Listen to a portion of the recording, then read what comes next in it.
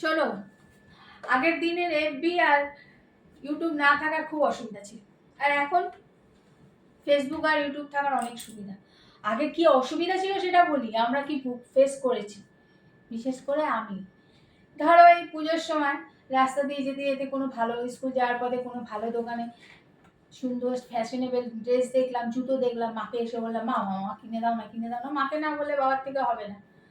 মা এক ধমক দিয়ে বলতো, আমার মা সব জানতো, সব সব সবার সব কিছু। বলতে ওসব আজে বাজে ড্রেস পরে নাকি? বলতাম মা আজে বাজে ড্রেস না, ফ্যাশনেবল ড্রেস। বলতো না, একদম না, তোকে দেবো, আমরা আরো ভাই বোন ছিলাম। বলতো তোকে দেবো, ছোটকে দেবো না, বড়কে দেবো না, তারা রাগ হবে না, একদম না। ও মা, পুজোর সময় যখন ঠাকুর দেখতে বেরোতাম, সবাই এক জামা, এক জুতো, এক সব কিছু, ফিতে টিতে সব এক।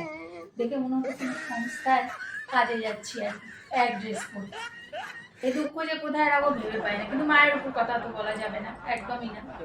তারপরে আমাকে বলতাম মা পুজোর সময় একটু ভালো মন্দ বাইরে খাবো, মা চলো না মা। এই না, পেট খারাপ হবে। বললাম না, মা সব জানতো, সব পেট গেলে পেট খারাপ হবেই, মা এটা জানো, সব জানতো, দেবে না। তা ঠাকুর দেখতে বেরিয়ে মাকে বলতাম ওই ঠাকুর দেখতে যাওয়ার আগে বাড়ির পাতলা টাইটালি ঝোল খেয়ে যাবো। রাস্তায় গিয়ে যদি বলতাম মা একটা আলুর চপ খাওয়াও না, এক ওসব আজে বাজে খাওয়ার খায় না। তারপর পুজোর সময় ঠাকুর দেখতে যাবো সবাই মিলে, ও তো গেল এক ড্রেস পরে সবাই মিলে মন খারাপ করতে করতে রাখতে রাখতে চলেছি। তারপরে যখন রাস্তা দিয়ে যেতাম, মাকে বলতাম মা একটা এগ রোল খাওয়াও না। এই একদম না, জানিস ওগুলো পচা ডিম দিয়ে হয়। আমরা সব জানি ওগুলো পচা ডিম দিয়ে হয়, দোকানদার সকালবেলা উঠে পচা ডিম নিয়ে আসে, জানতো না পচা ডিম দিয়ে হয়, একদম না।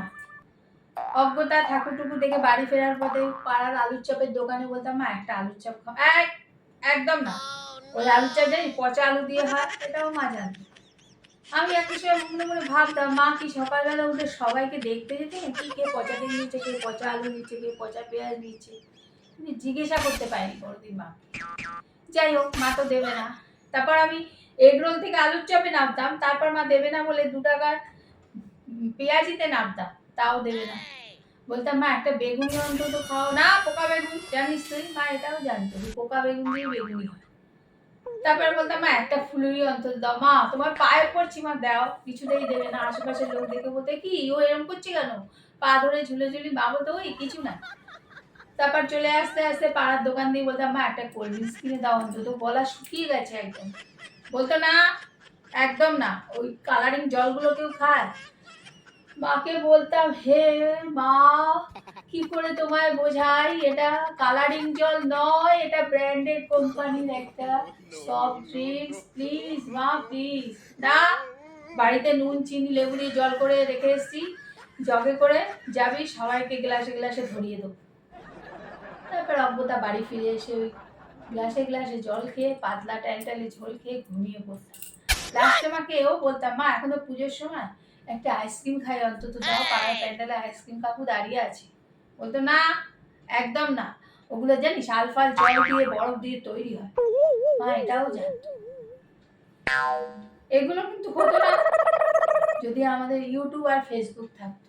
এখন যখন এখন যেমন আছে প্রত্যেক ঘরে ঘরে সবাই ইউটিউবার। এটা গেল আমাদের অসুবিধার কথা। আর এখন যে ইউটিউব আর ফেসবুক আছে তার সুবিধা কি দেখো, ওই যে বললাম যারা এগুলো আজে বাজে ভাবে ইউজ করে সেটা বাদ দাও, কিন্তু সুবিধা কত বলো তো। এখনকার বাড়িতে ছেলে মেয়েদের দরকার পড়ে না মা হোটেলে নিয়ে চলো না পুজোর সময় খেতে, 7 দিন আগে থেকে মা বাবারাই বুক করে দেয়, কেননা ঘরের বাড়ির সবাই ইউটিউবার। ওখানে গিয়ে খাওয়া দাওয়া করে ফাটাফাটি ব্লগ করতে হবে তো, বলতে হয় কোন কোন হোটেলে যাবি বল, কোন রেস্টুরেন্টে, মা বাবারা বুক করে দিচ্ছে, কত ভালো বলো তো। আর যাওয়ার পরেই হোটেলে ঢোকার আগে হ্যালো গাইস দেখো আমরা কোন রেস্টুরেন্টে এসেছি, ভালো ভালো খাবার ঘুরিয়ে ঘুরিয়ে দেখাচ্ছি, কত সুবিধা, বুঝলে। আর জামা প্যান্টের কথা যদি বলি, তাহলে মা বাবারা জামা প্যান্ট জোর করে টেনে, মেয়ে ছেলে মেয়ে তো বলছে না যাবো না আজকে যাবো না, আরে চল ভালো ভালো কালেকশন বেরিয়ে যাবে, ব্লগ করতে হবে না পুজোর সময়। পুজোর সময় বলো এমনি যে কোনো অকেশনে ভালো ভালো কালেকশন দেখে সুন্দর সুন্দর ফ্যাশনেবল জামা কাপড় গার্জিয়ানরাই কিনে দেয়, ভালো জুতো তার সাথে ম্যাচিং করে, তার সাথে ম্যাচিং করে অর্নামেন্ট, সব গার্জিয়ানরা কিনে দেয়, কত সুবিধা। আমাদের সময় ছিল না এসব। এমনিতেও সন্ধ্যাবেলা ঠাকুর দেখতে সুন্দর সেজে গুজে সবাই বেরোলো, পার্লার থেকে সেজে গুজে আসে, মা বাবারাই করে দেয়। তারপরে সেজে গুজে রাস্তায় বেরোলো, এটা সেটা খাওয়া দাওয়া। আমাদের মতো একটা আলুর চপ চাইলে পা ধরে ঝোলাঝুলি করতে হতো, দাও না দাও না দাও না, হাজারো জিনিস খেয়ে নিচ্ছে, কিচ্ছু হয় না। কোল্ড ড্রিঙ্কস ঢকঢক করে খেয়ে নিচ্ছে। আমার মায়ের মতো বলতে এই ওগুলো বাজে জল খাবে না, বাড়িতে নুন চিনি আর লেবু শরবত রেখেছি। তারপরে বাড়িতে আসার পরে আইসক্রিম তারা মা বাবারাই নিয়ে যায় আইসক্রিম পাল্লায়। আইসক্রিম চাইলেও বলে এই বাজে বাজে বরফ দিয়ে বাজে জিনিস দিয়ে হয়েছে। এখন ইউটিউবের সুবাদে আর ফেসবুকের সুবাদে এগুলো কিন্তু অনেক সুবিধা, তাই না? আমাদের মতো কি আর আছে?